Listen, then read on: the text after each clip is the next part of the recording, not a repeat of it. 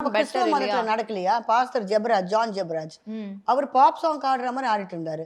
அவர் comparative study வருது யாரு? விஜய், அஜித். அவர் ம், சொல்றது. ம், ம், ம், நான் வந்து சினிமாக்கு வந்தா விஜய், அஜித்லாம் தோத்து போயிருப்பாங்கன்னு. ம். பார்க்கவும் ஸ்டைலிஷா இருக்காரு, நல்லா ஆடுறாரு, கொள்றாரு.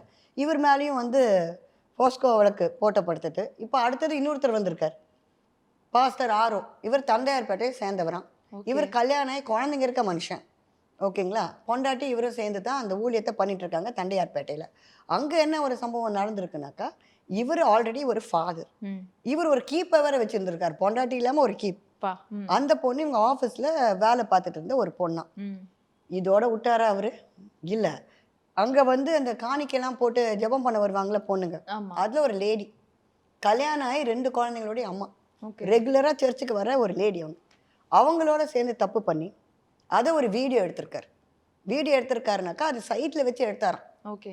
அது சைட்ல வச்சு எடுத்தாக்கா, அது அந்த பொண்ணுக்கு தெரியாம எடுத்திருக்காரு.